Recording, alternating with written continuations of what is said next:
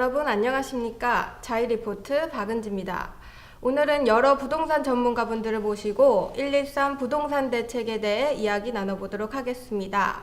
토론회에 앞서 오늘 참석해주신 패널분들에 대한 소개가 있겠습니다. 전 닥터아파트 리서치연구소 이영호 소장님 나와주셨고요. 안녕하세요. 네. 부동산인포 권일 팀장님 나와주셨습니다. 반갑습니다. 더피알의 이미영 팀장님, 안녕하세요. 연수파크자이 정지연 상담팀장님 나와주셨습니다. 안녕하세요. 네, 권일 팀장님, 지난 11월 3일 국토교통부에서 부동산 대책 발표가 있었는데요. 이번 113 부동산 대책 그 주요 내용에 대해서 설명해 주시죠. 예, 이번 이제 11.3 부동산 대책의 경우 정부에서 그동안 이제 분양 시장이 좀 과열되면서 이것이 이제 집값 급등으로 연결되는 부분들을 이제 막겠다는 의지의 표명입니다. 따라서 이제 맞춤형 청약 제도를 시행을 해서 분양 시장을 잡겠다는 부분인데요. 거기에서 이제 맞춤형 청약 제도를 도입을 하게 됐습니다. 그래서 그동안에 이제 그 전매 제한 같은 경우는 6개월 정도 선이었다라고 하게 되면 1년이 더 연장이 되면서 1년 6개월까지 전매 제한 기간이 강화가 됐고요. 특히 이제 일부 지역에서는 전매 금지까지 지금 시행이 됩니다. 그리고 1순위 자격이 또 제한이 되는데요. 그동안에 이제 세대 1도 1순위로서 청약이 가능했다라고 하게 되면 이제는 세대주가 아니면 1순위 자격으로 청약을 못하게 됐고요. 그리고 최장 5년 이내에 당첨된 사실이 있으신 분들 같은 경우 역시 1순위로서 청약을 할 수 없는 그렇게 좀 강화된 대책이 이번에 발표가 됐습니다. 네, 그럼 이영호 소장님, 정부가 이렇게 부동산 대책을 내놓는 배경은 뭐라고 보시나요? 네, 당초보다 대책이 좀 강도가 셌습니다. 근데 결국은 이 대책이 나온 배경은 그 두 가지 요약이 될 수가 있는데요. 먼저 강남 쪽이나 기타 지역들에 대해서 지금 들어오고 있는 가수요들을 차단하겠다는 게 좀 가장 큰 것 같고요.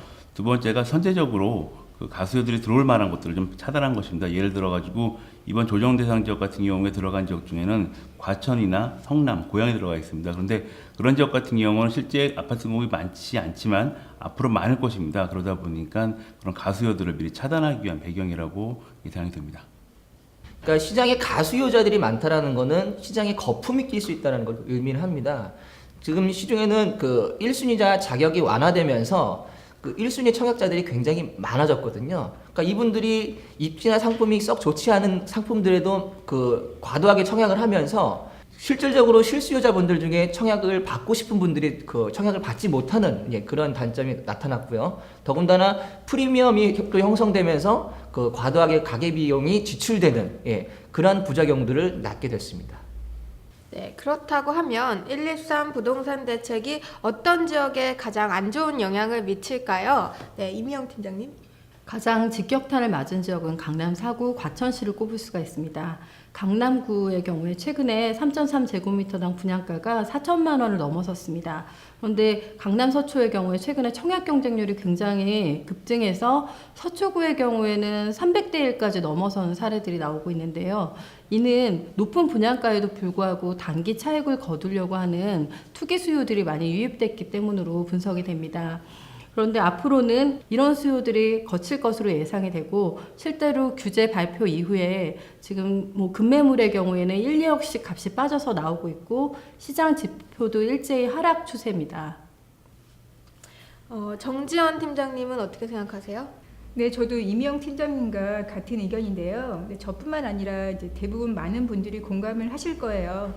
최근에 이제 몇몇 지역을 살펴보면 청약 수요가 몰려들고 있는 미사라든가 동탄 이지구, 또 다산 신도시 등이 포함되어 있는 고양시, 남양주시, 화성시, 화남시 같은 경우가 113 대책 이후에 이제 손해를 보는 지역이라고 볼 수가 있죠.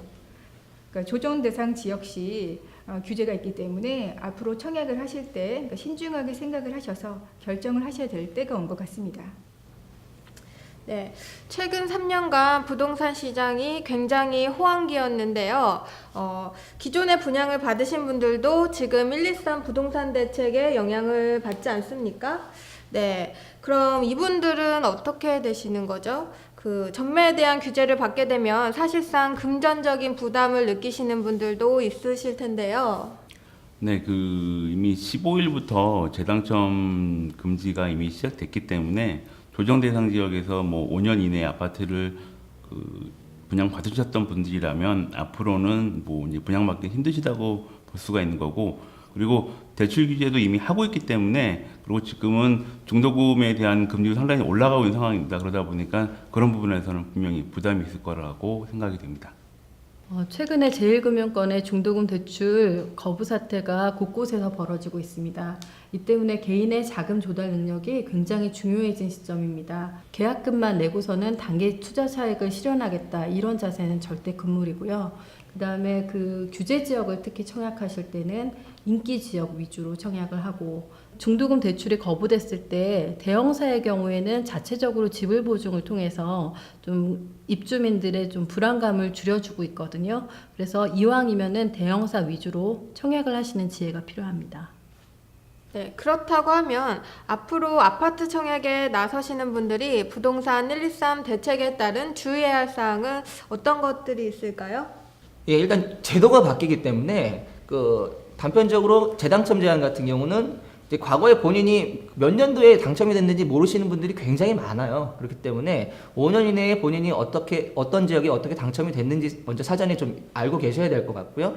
그리고 대출이 강화가 됐기 때문에 본인들의 자금이 어떻게 흘러가고 있는지 이런 부분들도 명확하게 알고 계셔야 될 것 같고요. 그리고 철저하게 그 시장의 안정주의로 갈 가능성이 높습니다. 그래서 입지적인 어떤 장점이라든지 이런 부분들이, 그리고 준공 이후에도 뭔가 발전 가능성이 있는 이런 지역들을 좀 선별해서 청약하는 것이 가장 좋다고 볼 수 있습니다.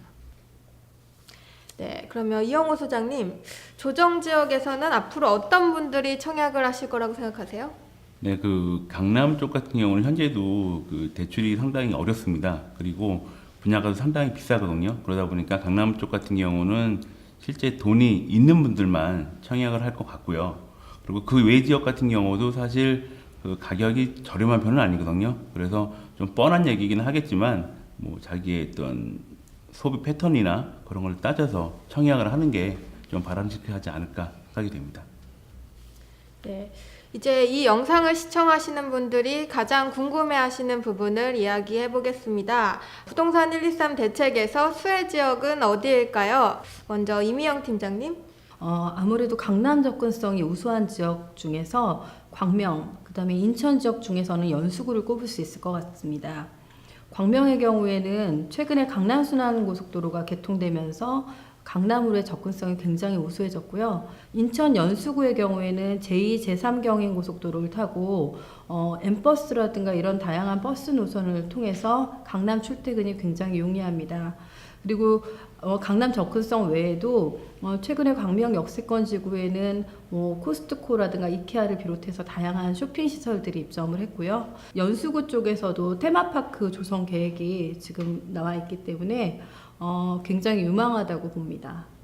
이번에 지금 현재 지금 대책이 나와 있는 상황이기 때문에 조정 대상 지역에서 좀 벗어난 지역을 살펴보는 게 좋을 것 같고요. 여기다가 더 말씀드릴 수가 있는 거는 테마파크나 아니면 대규모 상업시설이 들어가는 지역도 좋을 것 같습니다. 실제로 하남 같은 경우 올해 그 스타필드가 개장을 하면서 전반적으로 하남 집값이 들썩거렸거든요. 그리고 키텍스 같은 경우도 그 테마파크나 그런 상업시설이 있다 보니까 분양도 잘 됐고, 그리고 가격도 많이 오른 상황입니다. 그런 맥락에서 봤을 때는 인천시 연수구 같은 경우도 지금 테마파크가 예정되어 있거든요. 그러다 보니까 그쪽 지역도 좀 유망 지역이라고 말씀드릴 수가 있겠습니다. 예, 맞습니다.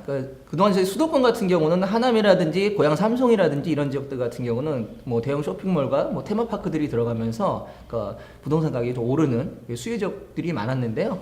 이번 이제 그 대책을 통해서 인천 연수 이 지역 같은 경우도 역시 이제 송도 테마파크가 추진 중에 있습니다. 더군다나 이제 그 수인선 1, 2단계가 개통이 됐고 3단계까지 또 역시 이제 그 추진이 되고 있기 때문에 서남권에서 경기 남부 지역까지 교통이 이제 연결되는 이런 그 교통 호재 지역이거든요. 그래서 이번 대책에서 상당한 그 인천 연수 지역 같은 경우는 수혜 지역으로 꼽힐 수가 있겠습니다. 네, 제 생각으로는요, 도시철도 개통이 임박한 김포 지역, 그리고 신분당선 호재로 강남 출퇴근이 가능한 용인 수지 지역, 그리고 앞서 세 분이 공통적으로 말씀하신 인천 송도 지역을 꼽을 수가 있는데요. 그러니까 인천 송도 지역 같은 경우는 현재 제가 활동을 하고 있는 지역이기도 하고요. 그래서 113 대책 이후로 좀 달라진 점이 있다면, 그전에는 인천과 그 주변 지역에서 문의를 많이 주셨고요. 현재로는 서울하고 경기, 또 심지어는 충청하고 대구 쪽까지 문의가 오고 있는 상황입니다. 아무래도 수해 지역이라는 점과 그 대형 호재인 그 테마파크가 있다는 점, 그리고 충성도가 높은 1군 브랜드라는 점이 아무래도 실수요자와 그 투자자들 모두에게 그 관심을 끄고 있는 부분이 아닌가 싶습니다.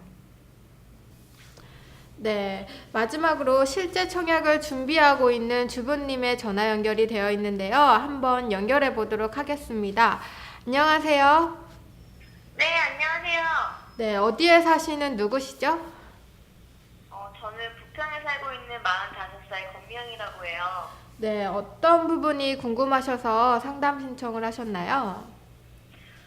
네. 제가 그동안 부평에서 좀 오래된 아파트에 살다가 새 아파트로 이사를 계획하고 있는데요. 이번에 113 부동산 대책이 나오고 어떻게 해야 되나 고민이 좀 많아서요. 사실 저도 부평에서 벗어나서 신도시 쪽으로 가고 싶었거든요. 근데 113 부동산 대책이 나오고 선택의 폭이 좁아지다 보니까 기존에 가고 싶었던 몇 곳은 못 가게 된 상황이라서 전문가분들한테 추천을 좀 받아보려고 전화를 했어요. 네, 그 권미영 주부님이 가고 싶으셨던 곳은 어디였나요? 저는 고양시하고요. 요즘 한창 이슈가 되고 있는 하남시, 송도도 보고 있었어요. 네, 그러면 저희 패널분들 중에서 권희 팀장님 한번 이야기해 주시죠. 중요한 것은 입지입니다. 그 입지를 중요하게 일단 먼저 보시고요. 그리고 내가 청약을 받았을 때 발전 가능성이 있느냐 이 부분까지 함께 좀 고려를 하셔야 되는데요. 앞서 이제 인천 연수 송도 지역 같은 경우는 말씀을 드렸죠. 그 송도 테마파크가 역시 개발이 되고 있고, 그 다음에 그 수인선 1, 2단계가 개통이 됐기 때문에 3단계까지 추진이 되게 되면 역시 이제 경기 서남부에서 경기 남부까지 교통이 이제 다이렉트로 연결이 됩니다. 그래서 이런 부분까지 이제 발전 가능성을 갖췄다. 근데 또 한 가지 더 추가드리면 그 브랜드가 아파트 가치를 결정하는 경우가 지금 굉장히 많습니다. 특히 이제 1군 건설사들이 짓는 브랜드 아파트들 같은 경우는 커뮤니티 시설이 굉장히 좀 잘 돼 있고요. 그리고 뭐 조경이라든지 이런 건축 노하우들이 굉장히 집약돼 있기 때문에 실질적으로 소비자들한테 좋은 반응을 많이 받고 있어요.